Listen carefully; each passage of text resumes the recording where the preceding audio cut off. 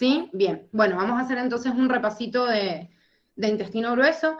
Igual nosotros vimos así como todo muy fugaz por el festejito, así que no les va a venir mal el repaso de esta última partecita, y después de ver intestino grueso vamos a comenzar con el tema de hoy. Hemos visto todo el tubo digestivo, o sea, el recorrido desde la boca, y ahora vemos el último tramo hasta llegar al ano, en el cual desde que ingresa el alimento en la boca yo tengo que sacarle todos los nutrientes necesarios, pasarlos a través de los distintos órganos del tubo digestivo para la absorción de estos nutrientes, y obviamente en última instancia lo que me sobró y no sirve, que forme la materia fecal, ser expedido por el ano hacia el exterior. Por eso consideramos que lo que está en el tubo digestivo es como que nunca formó parte en sí del cuerpo, ¿sí? O sea, como que se mantuvo afuera, salvo lo que se absorba. Yo les comentaba ayer a los chicos, y les digo a todos en general, que la bibliografía en simultáneo, en una partecita, les dice que el intestino grueso tiene 4 porciones, y dentro de estas 4 porciones me cuenta al recto y al ano como parte de ese mismo intestino grueso. Y en otra parte no. Me dice como que el intestino está formado por el ciego y por el colon, que sería el colon ascendente, transverso y descendente, y no me está contando el conducto, o sea, rectal y el ano como parte del intestino. Ojo con estas preguntas, cómo estén redactadas. Ustedes siempre acuérdense que la facultad es bastante tramposa en los exámenes. Yo me tengo que fijar en una opción y nunca, por más que esté muy seguro, decir, ay, listo, marco esa. No. Leo todas bien, detalladamente, porque seguramente puede haber otra que también me suene, y por las dudas tengo que descartar siempre y marcar, bueno, hasta ahora la más correcta. Les digo la más correcta porque por lo menos hace 3 años que la facultad viene tomando solo en los exámenes marcar lo correcto y no lo incorrecto. Por eso, si ustedes se fijan, todos los exámenes que han rendido en el año es marcar la opción correcta. Sin embargo, en el TP evaluatorio siempre les metemos algunas preguntas de marcar incorrecto, porque antes era una modalidad muy común para evaluar en la facultad. Es más, la mayor cantidad de trampas estaban ahí, en que la gente no leía correcto y leía incorrecto y se confundía. No sabemos qué modalidad de examen se encuentra en la facultad, porque la facultad en un día se despiertan así los que arman el examen y nos dan vuelta al examen, entonces los vamos preparando para distintos tipos de instancia, y obviamente abrazamos la tendencia que viene de los últimos años, pero por las dudas, por lo menos de los exámenes ahora, que es marcar lo más correcto, uno fíjese, si a mí una opción me dice, el intestino grueso está dividido en 4 porciones, y me nombra, qué sé yo, ciego, colon ascendente, transverso y descendente, y yo digo, ay no, pero no me está nombrando el recto y el ano, pero leo todas las otras opciones y no hay ninguna que encaje sobre esa descripción correcta, y bueno, la voy a considerar como correcta. Pero por ahí me está dando otra, digamos, otra descripción en donde otra opción es más correcta, y acá me está nombrando a estas porciones y me excluye al recto y al ano, y bueno, entonces tomo en cuenta esa opción. La realidad es que el recto y el conducto anal no forman parte del intestino. En la mayoría de las bibliografías sale así, ¿sí? Pero bueno, en algunas, como en Curtis y en otros más, puede aparecer esta descripción. Así que bueno, con esta incertidumbre de cómo miércoles está dividido el intestino, lo que no hay incertidumbre es digamos, las porciones con las cuales cuenta cada uno de estos tramos y cuáles son las funciones. Acá estaría, ven, el esfínter iliocecal, ¿sí? Donde termina el ilion, porque en realidad todo acá en el centro, que está en blanco, sería donde está todo el intestino delgado, y ese esfínter iliocecal me tira el contenido hacia el intestino grueso. Yo voy a tener una porción en la cual, fíjense que por una cuestión anatómica, esto decae por una cuestión de gravedad, pero en realidad el peristaltismo va a llevar a que este contenido ascienda por el colon ascendente. Entonces, por eso se le llama ciego, porque es como un tubo ciego donde el contenido que llega del intestino delgado cae ahí, y después el movimiento peristáltico lo tiene que subir. Entonces, a veces lo que sucede es que queda contenido ahí o almacenado algunas sustancias, que algunas de ellas pueden tener alto contenido de bacterias o ser un contenido de grasa muy difícil de degradar, lo que fuera, y puede taponear e inflamar el apéndice, que si bien no es un órgano digestivo, porque el apéndice secal ya vimos que formaba parte del sistema inmune, si se inflama sabemos que da una apendicitis, y la apendicitis es un cuadro agudo que no lo puedo tratar. Fíjense lo que es muy, muy chiquitito. Se inflama esto, y antes de que yo meta un antibiótico y le haga efecto para desinflamarlo, se reventó. Y el problema de que este apéndice se reviente es que desparrama toda la infección por todo el peritoneo y compromete a todos los órganos del sistema digestivo, dando una peritonitis, la cual es mucho más grave que un cuadro de apendicitis. Entonces, es más, la apendicitis es grave para que no termine en una peritonitis. Entonces, ¿qué hago? Lo estirpo a la miércoles, ¿sí? Lo corto, lo saco y digo, bueno, podemos como vivir sin el apéndice, es mejor prevenir una peritonitis a que esperar que se desinflame con un tratamiento antibiótico y de repente generar como una consecuencia más grave. El alimento entonces, que ya pasó de bolo alimenticio a quimo en el estómago y en el intestino, se formó el quilo. Este quilo que entra dentro del intestino grueso va a sufrir los últimos procesos de absorción y de transformación en todas estas, colon ascendente, transverso y descendente, teniendo una mayor cantidad de bacterias en este tramo que se llaman como fermentativas, que bajo el proceso de fermentación pueden obtener los últimos nutrientes, absorber mucha cantidad de agua, fabricar la vitamina K, que es una vitamina importante para el proceso de coagulación sanguínea. Entonces, hacen como todo un proceso que todavía, digamos, sirve, y me van quedando todos los desechos desde el extremo o del lado izquierdo, en donde hay una proliferación de Escherichia coli, y Escherichia coli en realidad lo que hace es obtener los nutrientes de lo último que queda en ese compuesto, pero hacen una transformación digamos, de un compuesto que viene del proceso del metabolismo del hemo, que vamos a ver mañana, que se transformó en sangre en la bilirrubina, y termina transformándose en estercobilina, que es lo que le da la coloración y el olor característico a la materia fecal. Tiene que ver con la actividad bacteriana. Y pueblan el intestino como, digamos, residentes de ese intestino. Entonces, esa Lactobacillus y Escherichia coli, que son los dos grupos de bacterias más dominantes que viven en nuestro intestino, están como que no nos afectan porque nos ayudan a terminar de absorber el agua que queda, a sintetizar la vitamina K, a terminar de formar la materia fecal, y obtienen pequeños nutrientes que ya nosotros no podemos obtener de eso que quedó ahí, que ya para nosotros es un residuo lo que entró en el intestino grueso. Entonces, están cómodos ahí, hacen una relación simbiótica con nosotros. Si algo se rompe en ese equilibrio, y bueno, chao, obviamente o proliferan o se mueren y otras empiezan a poblar ese lugar. ¿Por qué se pueden morir? Por ejemplo, estoy haciendo un tratamiento antibiótico. De repente tengo, no sé, una faringitis y me dan una amoxicilina y después a los días tengo diarrea. Y digo, ¿por qué? Y porque la amoxicilina, claro, va a tratar de matar a las bacterias que están en la faringe y demás, pero va a matar bacterias de todos lados. Entonces me va a matar pobladores normales de la flora intestinal y chao.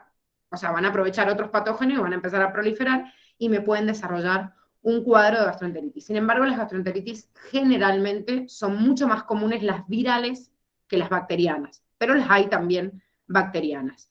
Y por otro lado, también es importante la muerte de estas bacterias, o sea, por cualquier causa, sea por un antibiótico o lo que sea, o el daño del tapiz, porque puede afectar también el proceso de coagulación. O sea, hay personas que tienen colitis ulcerosa, enfermedad de Crohn, digo, a largo plazo, un cáncer de colon, una inflamación por alguna infección, incluso por cólera o por lo que sea, y esto le imposibilita que sinteticen la cantidad de vitamina K que necesitan. Y la vitamina K es un cofactor para sintetizar los factores 2, 7, 9 y 10 de la cascada de coagulación. O sea, acuérdense que el 2 era la trombina, es un punto clave, el 10 también, porque es el que confluye en ambas vías.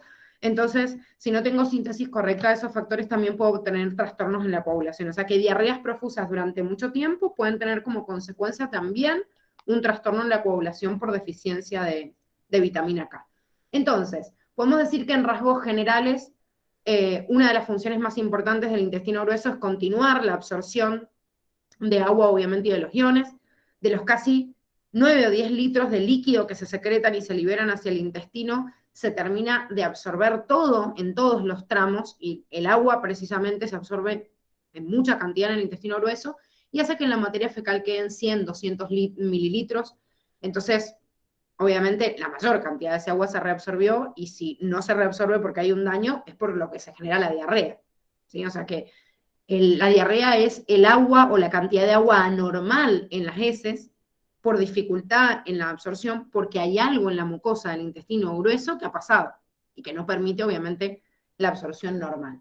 Entonces, para que este funcionamiento sea el correcto en este intestino grueso, existen estas bacterias simbióticas que estábamos hablando recién, que utilizan las últimas sustancias para poder alimentarse, pero nos brindan una flora intestinal normal y el aporte, obviamente, de la producción de algunos compuestos que van a formar la estercobilina para eliminar el residuo del grupo hemo, y además de ello, como dijimos recién también, aprovechar las últimas instancias, digamos, de los nutrientes para sintetizar no solo vitamina K, esa es como la más importante, pero acuérdense, en la primera partecita que vimos de vitamina, que la vitamina B6 y B12 también se producen, aunque sea en mínima cantidad, también en el intestino. Entonces, participan como en el último proceso de lo último que yo puedo obtener y que puedo aprovechar de los alimentos, teniendo más concentración de lactobacillus en el lado derecho, por eso se llama el segmento fermentativo del intestino, y Escherichia coli el lado izquierdo,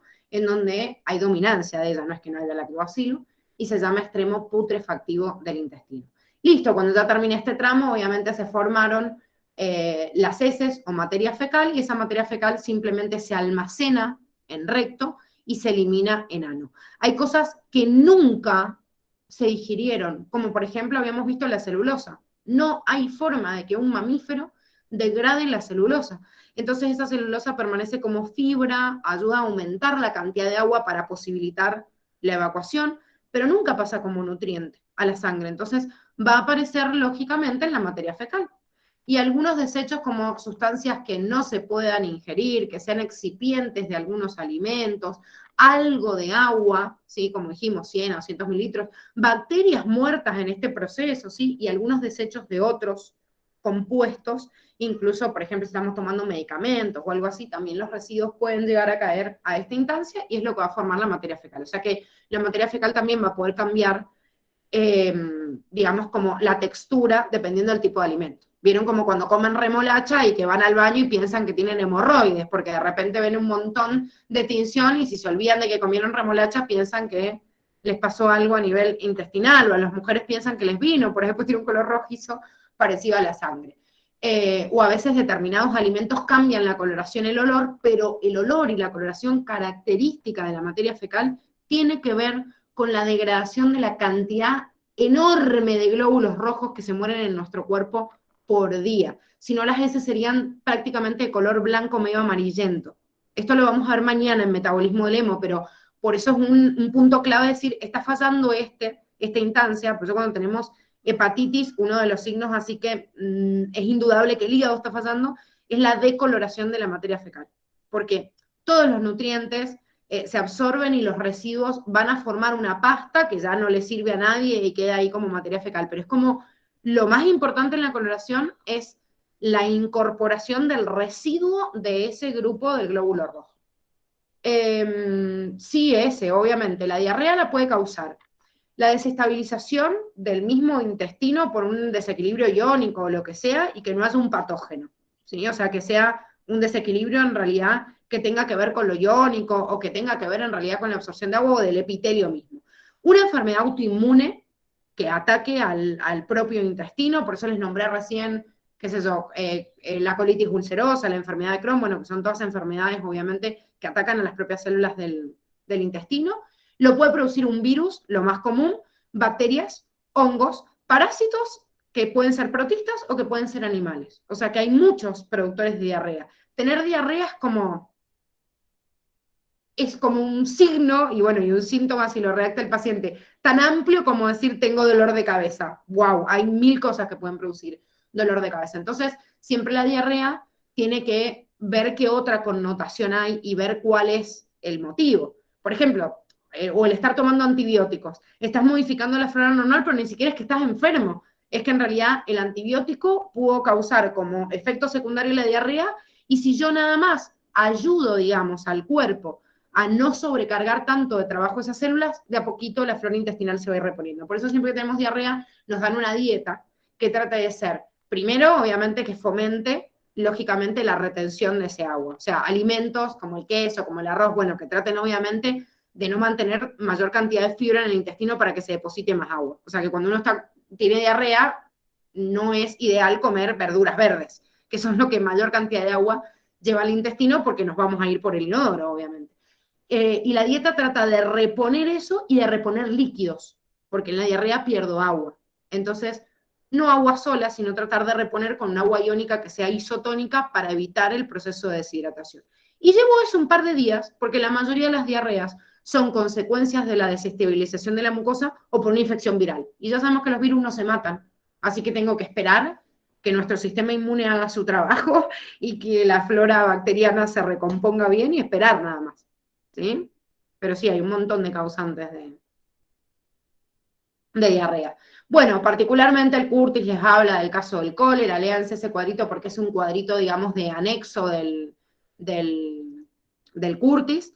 Entonces, bueno, como para complementar esa patología, pero en realidad tengan en cuenta cualquiera de los anexos o de los cuadritos que hablaban de causa, digamos, de diarrea a lo largo de todo el cuadernillo de patógenos.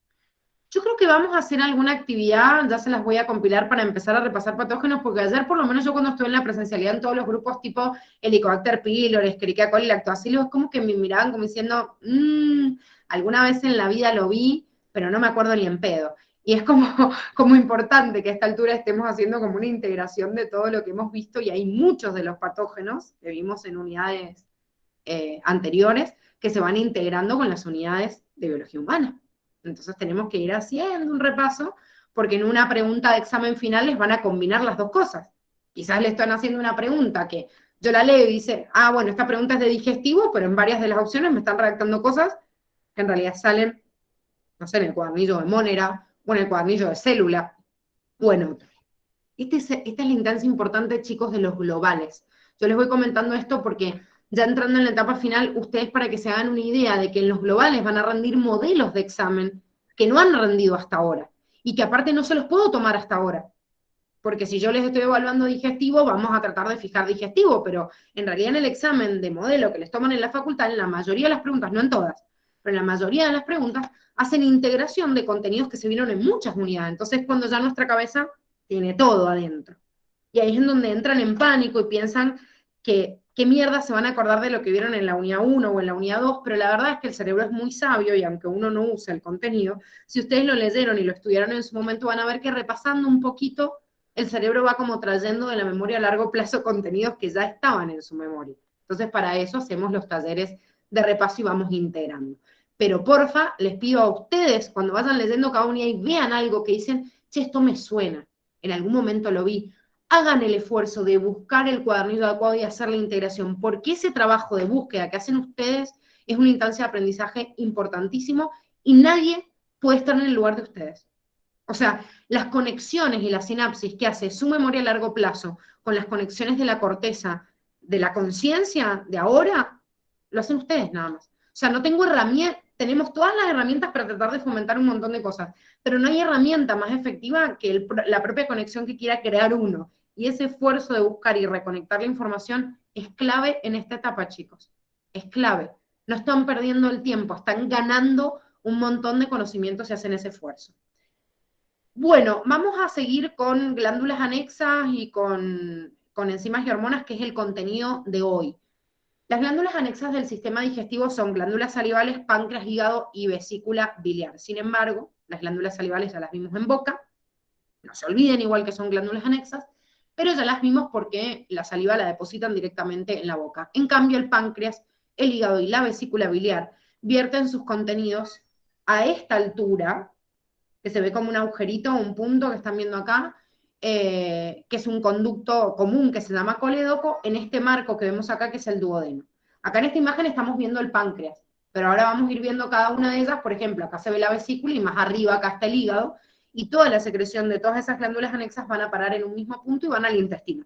Entonces, toda la segregación de todas las glándulas anexas caen en el intestino, en el cual ya comienza la segunda fase importante de digestión, porque comenzaron de algunos componentes en el estómago, y bueno, podríamos decir de los almidones también en la boca, pero la degradación importante comienza a nivel del intestino, y obviamente junto con la absorción. Ya sabemos, porque hemos visto también en endocrino, y está bueno que lo repasen de endocrino, porque acá yo les puse la descripción nada más de la glándula mixta, en páncreas, exocrino y endocrino, pero en endocrino tenían un dibujito bonito, de la histología del páncreas, le mostraba los acinos pancreáticos, los islotes de Langerhans, en el cual de los islotes de Langerhans, a través de sus células alfa, beta, gamma, bueno, salen obviamente todas las sustancias endócrinas que son como ya sabemos, hormonas. Pero desde los acinos pancreáticos, y se veía una comunicación con un conducto que va a ir a parar al conducto pancreático, salen las enzimas pancreáticas con mucha cantidad de agua y sobre todo muchos iones, de los cuales un compuesto muy importante es el bicarbonato. Se forma el jugo pancreático, ¿sí? Que es lo que vamos a estudiar más ahora en profundidad.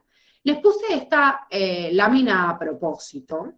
Es una lámina de Curtis, la tienen en el cuadernillo, en el cual quiero que aclaren algo. Creo que lo puse yo en el cuadernillo, pero por las dudas, igual para que les quede presente, porque uno tiene generalmente más memoria gráfica. Esta imagen tiene un cuadrito que dice: el páncreas vuelca en el intestino las hormonas insulina, glucagón y somatostatina.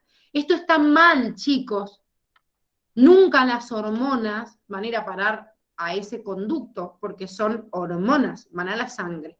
Esto lo aclara la facultad, que tengan en cuenta este error. Está bonito el dibujito de Curtis, pero por favor no se queden con este error. Lo que se vierte ahí son las enzimas pancreáticas del jugo pancreático. Pero la insulina, somatostatina, el péptido pancreático, el glucagón, van a parar a la sangre, como ya vimos desde los islotes de Langerhans, ¿sí? O sea, ojo con esto y aclárenlo, es un error de Curtis. Entonces, ¿qué tiene este jugo pancreático? O sea, ¿qué tienen estas enzimas pancreáticas? Las enzimas pancreáticas son muy importantes, tienen una gran diversidad de enzimas que degradan proteínas, que degradan lípidos, que degradan azúcares, o sea, actúan sobre la mayoría de los compuestos. Pero se secretan de una forma inactiva que se llama proenzima. Ojo que en la unidad 1 decía que estas proenzimas se las puede llamar también preenzimas o simógenos, así que cualquiera de las formas sería sinónimo. Y estas proenzimas, preenzimas o simógenos inactivos, ¿por qué se liberan de forma inactiva? Porque imagínense que si yo tengo enzimas que degradan glúcidos, degradan proteínas, degradan todos los compuestos, bueno, si esas enzimas se liberarían desde el jugo pancreático hacia el páncreas y todavía no viene el contenido, digamos, que va a parar al intestino y no al páncreas, van a digerir al propio páncreas. Porque no es como el estómago secreta el jugo gástrico hacia la luz del estómago, pero el alimento llegó a la luz y tiene toda una mucosa protectora. Ahora, el páncreas es un órgano macizo que tiene como un conducto de secreción, pero que se va a vertir en otro lado, que es en el intestino. Imagínense que si esas enzimas las células las producen y las liberan de forma, digamos, desde los acinos pancreáticos, de forma activa, y bueno, empezarían a digerir las propias células, y las células al fin y al cabo están formadas por proteínas, por glúcidos, o sea, por todos los compuestos orgánicos que conocemos. Entonces, ojo con esto, igual la pepsina misma también el estómago la libera como pepsinógeno y hasta que no tiene un acoplamiento con el ácido clorhídrico, liberado obviamente por otras células de las glándulas gástricas, no se activa.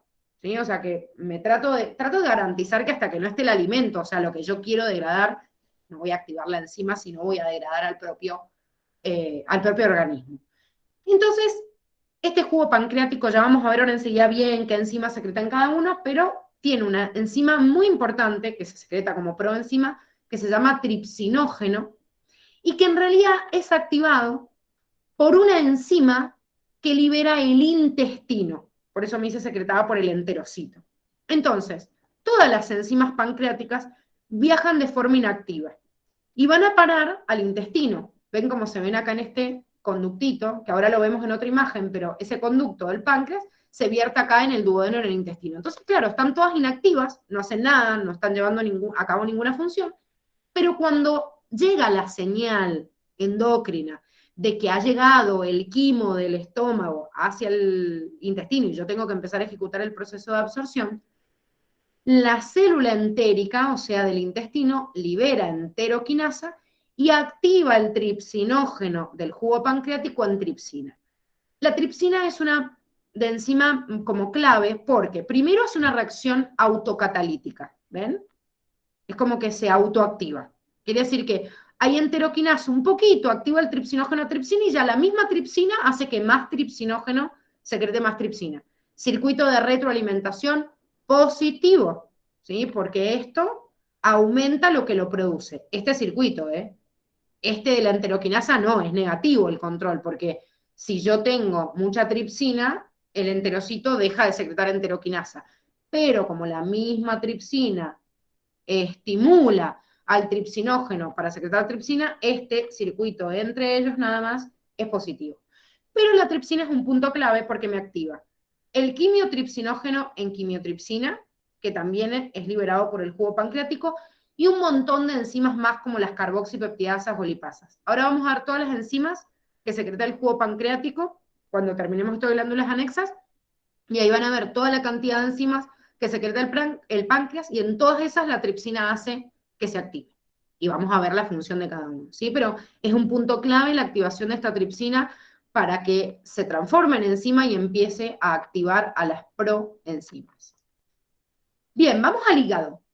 El hígado es un órgano grande, se considera el órgano más grande del cuerpo. Ese órgano está ubicado en la parte derecha, ¿sí? O sea, en la porción, digamos, del hipocondrio derecho, pero debajo del diafragma, y parte del hígado está comprometido por las costillas. Entonces, si ustedes se tocan la parte de las costillas, bueno, del lado izquierdo, o sea, más el estómago, y el lado derecho el hígado, por ahí es difícil palparlo. Si yo no tengo una hepatomegalia, o sea, un agrandamiento del hígado, en realidad yo no lo palpo, porque está como cubierto también por las costillas, porque donde terminan las costillas no es donde termina el diafragma. El diafragma termina mucho más arriba, es como que el tórax hace esto con la parrilla costal. Entonces está también pseudo protegido, obviamente, por estas costillas. Este hígado pesa alrededor de 1,5 kilos, ¿sí? Formando el órgano más grande del cuerpo en cuanto a tamaño, pero por ahí con peso es medio difícil, porque también, ojo con esto, chicos, porque cuando vimos tejidos, que es la única partecita en donde vemos piel, si bien la piel es un órgano, forma parte de lo que llamamos sistema tegumentario. Y en esa unidad también me decía que la piel, si yo peso la piel y la considero como órgano y no como sistema de órganos, era el órgano más grande del cuerpo. Y uno dice, ¿pero cuál es el órgano más grande del cuerpo? ¿La piel o el hígado? Entonces, otra vez volvemos a lo mismo. Cuando yo considero la piel como un sistema tegumentario y no como órgano nada más, sino como un sistema de órganos, y sí, obviamente el órgano es el más pesado. Ahora, si yo cuento la piel nada más, lo que pasa es que es más difícil sacarle, calcular el peso, que esta pieza sólida que yo saco lo considera como el más grande. Otra vez, de acuerdo al contexto de la pregunta, ténganlo en cuenta, porque las dos cosas están redactadas en dos unidades distintas, dos capítulos distintos de Curtis. Este hígado tiene muchísimas funciones, que participan no solo en el ámbito digestivo, sino que influyen en el sistema inmunitario, en el sistema de transporte de sustancias, de absorción, de degradación de sustancias tóxicas, de las cuales las que vamos a ver acá van a ser las principales, pero no son las únicas. Recuerden que el hepatocito, y esto también lo vimos en unidades anteriores, es una célula. Primero, que vimos en célula, el hepatocito es una célula que se encarga de desintoxicar digamos, las sustancias tóxicas del organismo, sacarlas de circulación, y participa activamente en la síntesis de lípidos. Entonces, en célula vimos que el hepatocito era una célula que tiene mucha dominancia de retículo endoplasmático liso. Recuerden que el retículo endoplasmático liso participa en la síntesis de lípidos, pero además de eso hace glucogenólisis, y además de eso hace desintoxicación celular, junto con el peroxisoma, que también lleva a cabo el proceso de desintoxicación. Entonces, como tengo tres funciones y las tres son principales en el hígado, hay mucha abundancia de esa organela en esta célula. Esto pasa siempre, chicos. En la célula que tiene una función específica, sus organelas celulares van a ser más abundantes dependiendo de esa función. Por ejemplo, si yo me voy a una célula de la hipófisis anterior, o sea, de la adenohipófisis, que me secreta una hormona proteica, obviamente va a tener exceso de retículo endoplasmático rugoso. ¿Por qué? Porque secreta una proteína y la empaqueta y la lleva a la circulación porque secreta hormonas, ¿sí? Si yo veo una célula muscular, es una gran bolsa de actina, de miocina, o sea, de proteínas contráctiles, pero todo el tiempo la contracción muscular lleva a cabo el consumo de ATP. Entonces, obviamente que la célula muscular tiene mucha cantidad de mitocondrias. Siempre piensen que esto también se los preguntan un montón en relación a los sistemas de órganos, preguntas que a veces me sacan cosas que digo, ¿dónde mierda estaba esto para leerlo? Y en realidad lo tienen que deducir del contenido que hemos visto desde célula o desde otras unidades. En ciclo celular también vimos algo importante del hígado, que los hepatocitos son células que no tienden a mantenerse eternamente en fase G0 como una neurona y nunca se dividen, pero tampoco son un epiteliocito que están todo el día dividiéndose, como una célula de la epidermis o como una célula, no sé, incluso un epitelio intestinal que está todo el tiempo dividiéndose. Entonces medio como que nunca entra en fase G0 y siempre se divide. El hepatocito es una célula que frena su división y se va a G0. Pero si lee cualquier daño, el que fuera, trata de decir, bueno, pará, tengo que reparar el tejido, reactivo el ciclo celular, se preocupa por reponer el hígado y después vuelva a su estado, digamos, de estasis en fase G0. ¿Sí? Entonces, si está dañado, se regenera. Por eso el mito de Prometeo. El que no lo conoce, que lo vea. Es más, si jugaron al dios de la guerra, deben haber visto una simulación cuando Kratos rescata, no me acuerdo cómo se llama en el videojuego, pero que les muestra, o sea, la representación del mito de Prometeo de un pájaro que le va a comer siempre el hígado a uno. ¿Lo han visto? ¿Han jugado al dios de la guerra? Está buenísimo ese juego, me encanta. Sí, sí, sí, sí. Bueno, es como la condena que recibió Prometeo es como, si yo te genero, o sea, te comen el hígado como todo el día, el volverlo a generar es como un sufrimiento eterno que nunca pasa, porque afecta un montón de otros órganos y de todas las funciones que tienen acá y muchas más también que cumple el hígado, eh, y se vuelve, digamos, a generar. Entonces nunca termina de matar al organismo, trata de regenerarse. Obviamente si no le damos con un caño, chicos. Por eso el cáncer hepático, que es la cirrosis, es cuando yo ya me excedí tanto que está bien, el hígado va a tratar de hacer todo lo posible para repararse, pero si le estoy dando todo el día grasa, alcohol, y bueno, llega un momento en donde dice, ya está, chabón, no puedo generar células nuevas, y entra obviamente en esa etapa clave de la cirrosis. La cirrosis es muy extrema. Antes de que una persona llegue a una cirrosis, es como que el daño hepático que se viene produciendo es de muy larga data, porque el hígado siempre trata de reponerse, se repone. Entonces, una persona alcohólica demora muchos años en que su hígado llegue a una cirrosis, pero si ya llegó a la cirrosis ya acabó. Y el hígado, si ya no se puede generar nuevo, sí nos mata, porque cumple un montón de funciones que son vitales. Repasito de muchas de ellas porque la mayoría las hemos visto. Participa en la glucemia. Hemos visto que es clave. Desde la sangre se regula, obviamente, la glucemia, pero ¿por qué es clave? Porque el hepatocito almacena glucógeno. En segunda medida, el músculo, pero importante, obviamente, el hepatocito. Entonces, la glucógenogénesis y la glucógenolisis ocurre principalmente en el hígado. Entonces, todas las hormonas que participaban en la regulación de la glucemia van a distintos tejidos, pero el hígado siempre sigue siendo clave. También les comento que en esta unidad tienen otro repasito de regulación de la glucemia, que vimos en metabolismo, que vimos en endocrino, y volvemos a ver acá después de repasar todas las hormonas digestivas. El hígado sintetiza todas las proteínas del plasma. ¿Cuáles son las proteínas del plasma? La globulina, la albúmina y el fibrinógeno. ¿Cuál va a ser la única proteína que no sintetice? Un tipo específico de globulina, que son las gamma globulinas. ¿Sí? Las gamma globulinas, acuérdense que son las inmunoglobulinas o anticuerpos. ¿Y quién los secretaba? ¿Quién las producía? ¿Quién produce inmunoglobulinas?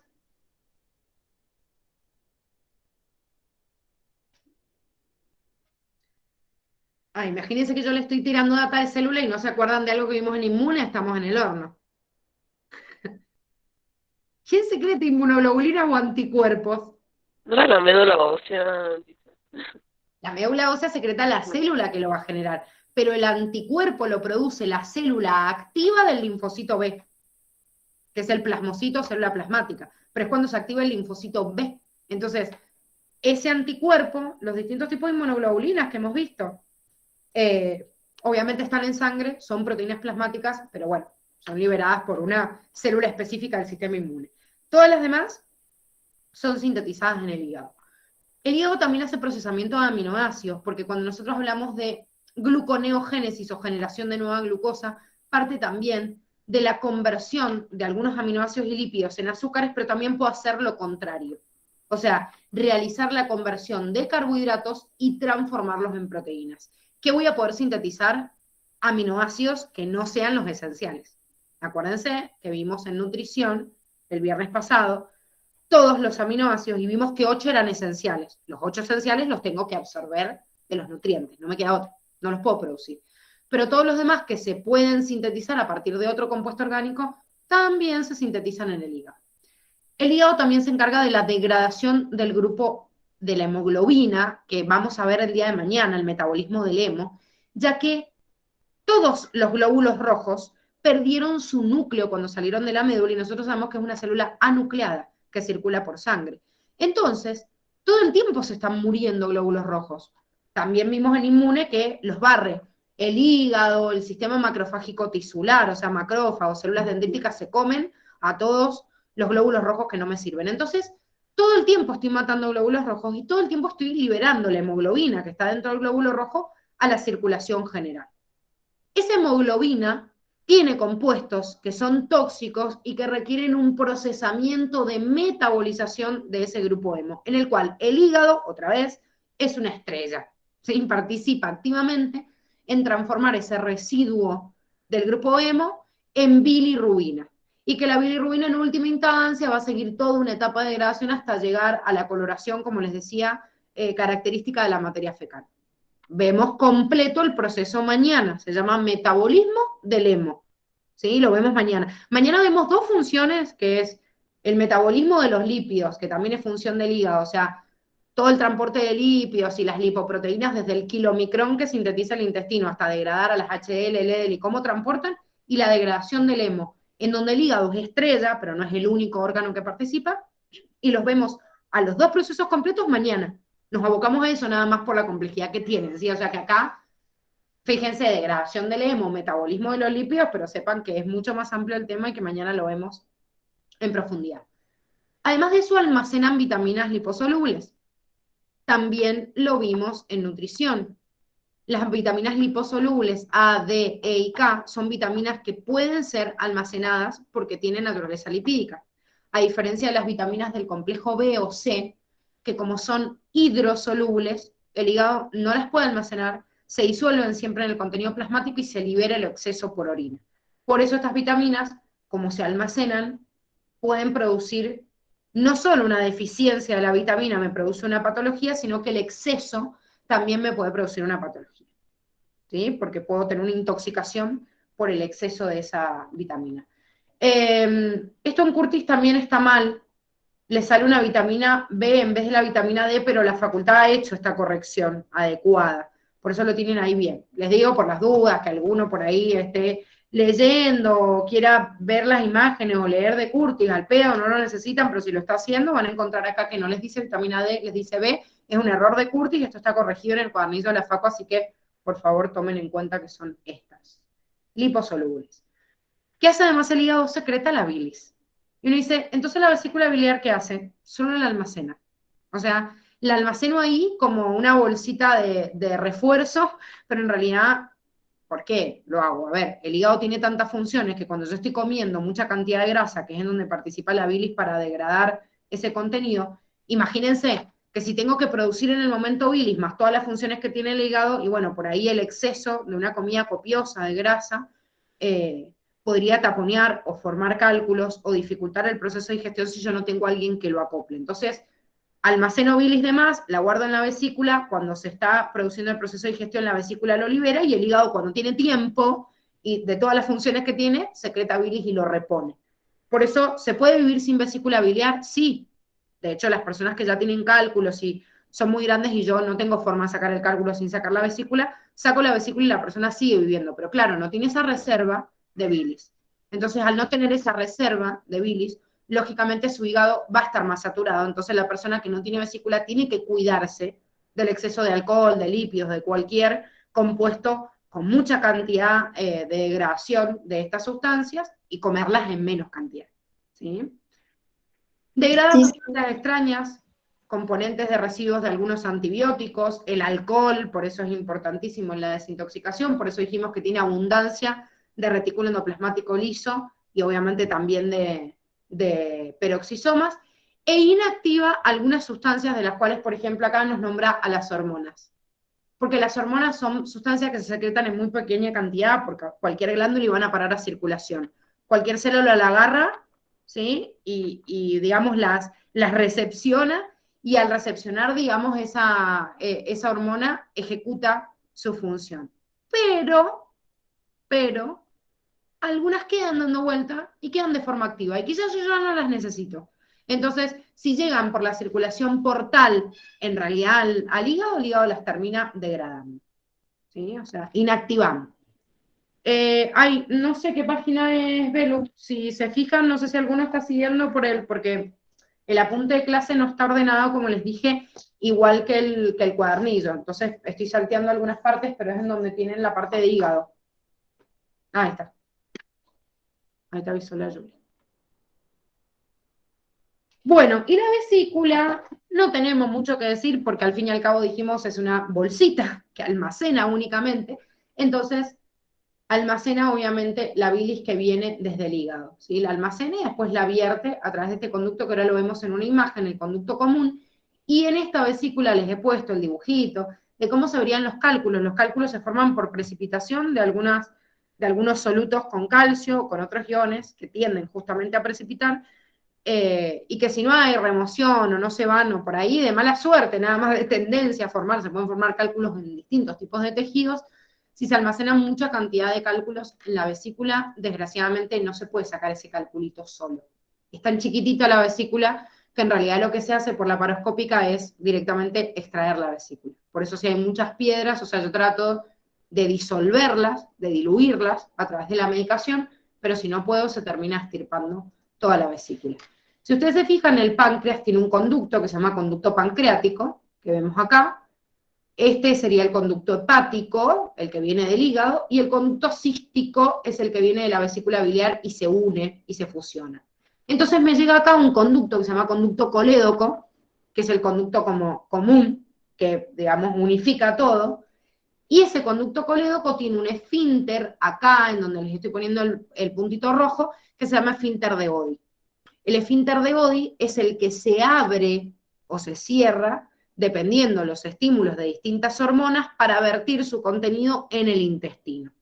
Entonces, ahora vamos a ver las hormonas. Y voy a decir, esta hormona fomenta, o esta enzima ejecuta la segregación de determinada sustancia, pero esa enzima también fomenta, si hay poco de ese nutriente, que se secrete una hormona, y esa hormona va a decir, bueno, vaciamiento, no sé, de la vesícula biliar, ¿qué quiere decir? Y que voy a fomentar a que justamente se aumente digamos, la contracción de esa vesícula biliar, y que obviamente el esfínter de Body permita la dilatación para que pase ese contenido de la vesícula biliar adentro del intestino.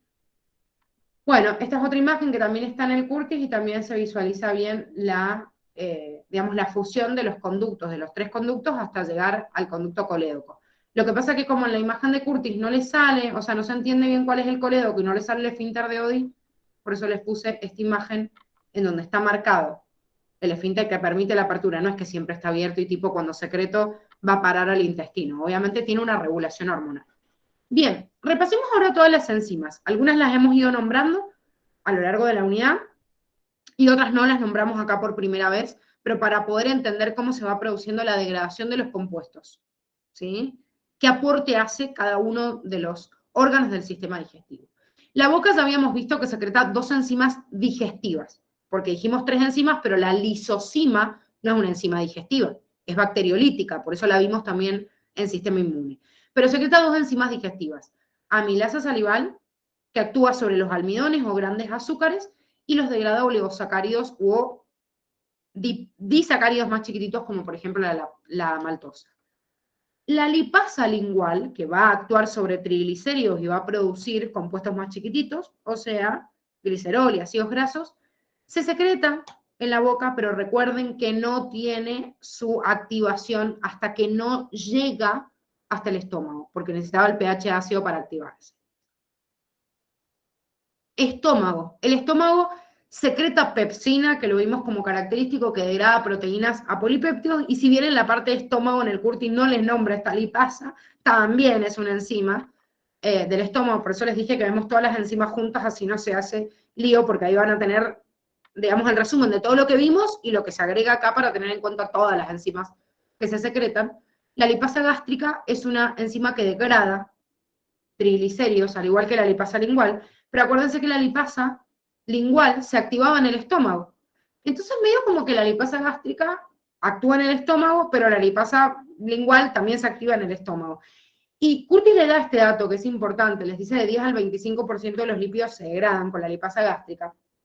Y la verdad es que el porcentaje de degradación por la lipasa lingual es prácticamente insignificante. Entonces por eso por ahí no las ponen o las desestiman, porque la cantidad importante de degradación de lípidos va por la lipasa que actúa a nivel del intestino, que ahora las vemos en su máxima proporción, y por la bilis que también llega al hígado y actúa sobre las grasas. Entonces como un plus, o sea, ayuda un poquito a la degradación, pero no son los protagonistas. Entonces, no los tengo que estudiar como en la misma categoría, pero bueno, si tengo que decir cuándo empieza realmente la digestión de los lípidos, en el estómago. En cambio, los azúcares empezó la digestión en la boca. Y bueno, obviamente las proteínas también en el estómago, porque es en donde se secreta esta pepsina, que sería la primera proteína que actúa sobre la gran proteína y libera polipéptidos.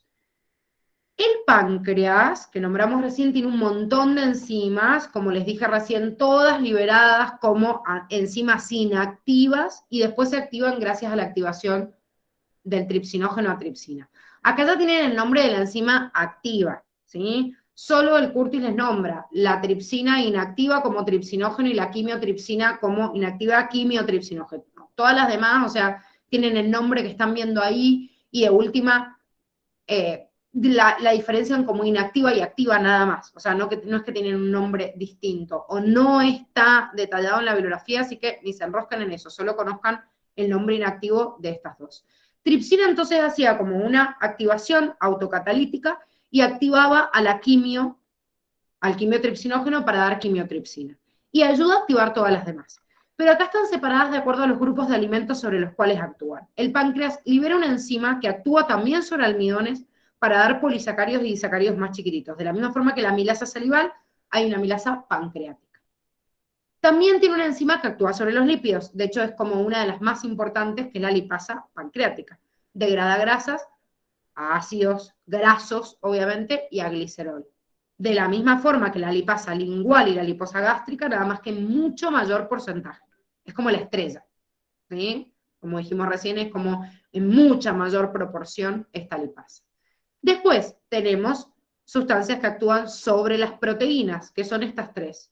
Tripsina y quimiotripsina lo que hacen es meterse con el polipéptido y liberar dipéptidos, o sea, unión de dos aminoácidos entre sí. Y la carboxipeptidasa también degrada polipéptidos a dipéptidos, pero lo hace solo desde el extremo carboxilo. Es como que la quimiotripsina y la tripsina cortan a la cadena proteica entre medio. No se olviden, por favor, que la proteína tenía una estructura tridimensional y esa estructura tridimensional se desnaturaliza por el ácido clorhídrico, como vimos ayer, en el estómago. Entonces, pierde la estructura secundaria, terciaria y cuaternaria y solo queda una sucesión de aminoácidos entre sí formando una cadena de polipéptido. Entonces, la pepsina del estómago empieza a cortar y empieza a degradarlo. Bueno, la tripsina y la quimiotripsina pancreáticas hacen lo mismo, cortan como a la cadenita por el medio. Pero después hay dos enzimas que atacan por los extremos. La carboxipeptidasa, desde el extremo carboxilo, y también hay una aminopeptidasa, pero como vimos ayer, y lo ponemos acá también, es segregada por el intestino. Pero ambas empiezan a degradar los dos, y el resultado de cualquiera de estos es que me dé como resultado dipéptidos. Por último, el páncreas secreta también sustancias que degradan al ADN y al ARN de los nutrientes o lo que estamos comiendo, obteniendo nucleótidos. Yo no puedo comer un pedazo de carne y adquirir el ADN de la vaca y que se me meta a la célula. Y digo, ay, qué bueno, gané un gen para, no sé, para tener 4 estómagos. O sea, no hay pasaje de genes de uno a otro, pero sí el ADN forma parte de la carne, por ejemplo, que me estoy comiendo. Y bueno, lo puedo degradar y obtener el nutriente básico. Después yo voy a probar a fabricar mi propia cadena, ¿sí?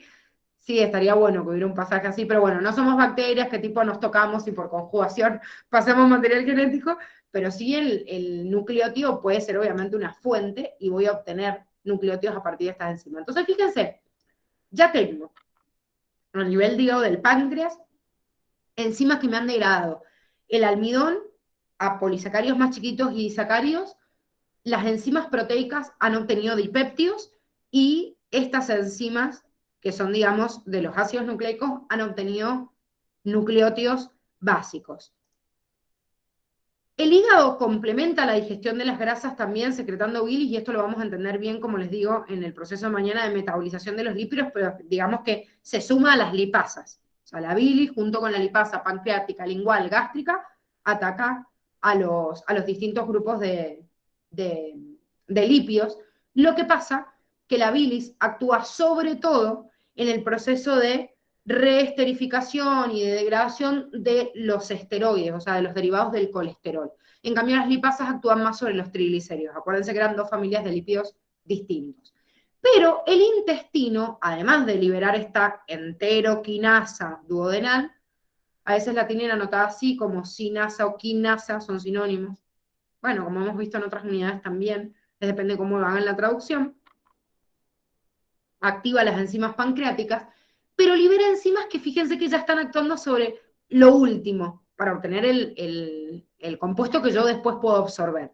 Por ejemplo, después de terminar todo lo demás, como les dije recién, hay una carboxipeptiasa, pero hay otra que actúa sobre la cadena polipeptídica desde el extremo amino, que es la aminopeptiasa, liberada por el intestino, ataca al polipéptido y ya directamente obtiene aminoácidos. Y todos los demás dieron como resultado dipéptidos, fíjense. La tripsina degradó y fabricó, y liberó dipéptidos. La quimiotripsina, dipéptidos. La carboxipeptiasa, dipéptidos. Entonces, lo más chiquitito que obtuvo es el dipéptido. Bueno, el intestino, en su jugo intestinal, degrada dipeptidasas, que rompe el dipéptido y obtengo el aminoácido. Después, ¿qué hago? Y lo absorbo. Lo absorbo, obviamente, en el intestino. Las disacaridasas, que vimos ayer también en el intestino, ¿sobre quién actúan? Sobre los disacáridos. La maltasa sobre la maltosa, la lactasa sobre la lactosa y la sacarasa sobre la sacarosa, y obtengo ¿qué? Los monosacáridos esenciales. ¿Y qué hago? Y los absorbo. También vimos que habían fosfatasas. Bueno, las fosfatasas actúan sobre muchos compuestos fosforados, pero ahora que estamos viendo los otros dos y vimos la obtención de nucleótidos, además, o sea, por las desoxirribonucleasas y por las ribonucleasas, la fosfatasa saca el fosfato del nucleótido y deja el nucleósido solito. Recuerden que el nucleósido era la unión del azúcar con la base nitrogenada, y le despego, digamos, el fosfato. Entonces, todas estas obtienen como los nutrientes ya básicos que, como ya vimos, en el intestino delgado se terminan de absorber, ¿sí? O sea, de pasar a la circulación general. Nosotros hemos visto, chicos, en endocrino un montón de hormonas y muchas de estas tienen una función importante sobre el tracto digestivo. Sin embargo, la digestión particularmente, no así como otros sistemas, tiene un control endocrino muy preciso. Obviamente también tiene control nervioso, como ya hemos visto en todos los órganos. O sea, obviamente, en general, si yo veo el sistema digestivo, tiene un accionar simpático, parasimpático. Depende de la información sensorial del medio. ¿Qué significa? Un control del sistema nervioso con un contexto fisiológico. Y esto es lo que hace, por ejemplo, que yo tengo un susto, por ejemplo, no sé, algo que me estresó, y esa información sensorial que ascendió por el sistema nervioso central se comunica con el sistema nervioso autónomo y libera al simpático para que frene las secreciones y el peristaltismo. Y por eso a veces, no sé, estamos discutiendo, pasa o me asusto o lo que sea, y digo, ay, se me hizo un nudo en el estómago. En realidad es que se cerró el peristaltismo, la secreción, y se frenó el proceso digestivo porque estoy preparando el cuerpo para la acción. De la misma manera, yo puedo sentir olor a comida o pensar en una comida y me da hambre y empiezo a secretar saliva, o hasta la salivación que hacía el perro nada más asociando la campanita o lo que miércoles sea, es un estímulo sensorial. Lo está procesando el sistema nervioso central, lo está llevando vía sistema límbico o vía cualquier segmento de la corteza, que bajando a través del sistema nervioso autónomo en las fibras parasimpáticas estimule la segregación de determinadas enzimas, obviamente digestivas, y además el movimiento peristáltico. Pero el control hormonal es mucho más complejo de lo que nosotros sencillamente hemos visto nada más en endocrino. Entonces vamos a acoplar estas hormonas a las hormonas que nosotros ya conocemos. Primero, una de las primeras hormonas que se secreta y que son estimuladas por el propio estómago es la gastrina. ¿Por qué? Porque la gastrina fomenta el propio accionar del estómago. Aumenta la segregación del jugo gástrico y aumenta las contracciones musculares del estómago y del intestino en el primer tramo cuando se libera para que se fomente el proceso de digestión. Ahora, en simultáneo, el estómago mismo, que esto se agrega un poquito a los datos que teníamos, el estómago, el duodeno, además del páncreas y además del sistema nervioso, porque hemos visto que hipotálamo también lo secreta a la somatostatina, acuérdense que era un inhibidor generalizado. Entonces, tengo hormonas como que me van estimulando y otras que hacen una regulación de perfil bajo y tratan de mantener, digamos, todo estable. La somatostatina era el viejo mala onda que inhibía todo, cuando yo les dije en páncreas, inhibe la secreción gástrica, la secreción intestinal, la secreción pancreática, la motilidad, todo, inhibe todo. Entonces depende de la cantidad de alimento que yo mete, se tratan de mantener en equilibrio la segregación de algunas hormonas con otras, pero más que nada, ese aumento de la motilidad que se da por la propia gastrina, una vez que el alimento se convierte en el quimo dentro del estómago y es expulsado al intestino delgado, tengo que frenar la segregación de ácido de parte del estómago y fomentar todo el aumento de la segregación a nivel intestinal. Entonces ahí es clave la secreción de colecistoquinina y de secretina, porque fíjense, ambas secretadas desde el duodeno. Miren, la colecistoquinina aumenta la liberación de las enzimas del páncreas, ¿sí? Que ya vimos todas las funciones que tenían. Y además el vaciamiento de la vesícula biliar, o sea que se libere más bilis. Pero por otro lado, la secretina aumenta también la secreción pancreática alcalina, o sea, el agua, el bicarbonato, para que neutralice el pH ácido que venía del estómago, y también aumenta la secreción de bilis, ¿sí? O sea que en realidad esté por contracción de la vesícula, esté por apertura de los esfínteres para que se libere la bilis, es como que la función de ambos es muy parecida. Estoy motivando a que se secrete mayor cantidad en el propio intestino. Entonces, puede ser que a veces haya algunos estimuladores como la bombecina desde el mismo intestino, porque no solo lo libera el estómago, sino el intestino, el ilion, secreta, por ejemplo, más gastrina o más colecistoquinina y haga como dos funciones a la vez, porque la gastrina fomentaba todo en el estómago y la colecistoquinina a nivel de las secreciones anexas hacia el intestino. Entonces, tengo hormonas que estimulan mucho, como la bombecina, y la somatostatina está inhibiendo. Entonces, se van manteniendo en equilibrio. Fíjense que hay hormonas, por ahí les conviene estudiarlas así. Algunas que estimulan solo el estómago, otras glándulas anexas, otras que inhiben todo, otras que estimulan todos y otras que hacen un equilibrio. La bombecina es como un estimulante general, de la misma manera que la somatostatina inhibe de forma general. Y después tenemos gastrina, que estimula a nivel del estómago, colecistoquinina y secretina a nivel de las enzimas, o sea, de las glándulas que secretan hacia el intestino. Y después, desde el mismo intestino, también puedo liberar una sustancia, que es la motilina, que aumenta el movimiento peristáltico. Secretina y colecistoquinina fomentan la liberación de las enzimas pancreáticas y de la vesícula, para fomentar el proceso de digestión y absorción en intestino. La motilina también actúa en el propio intestino, pero fomentando solo la motilidad y no la secreción.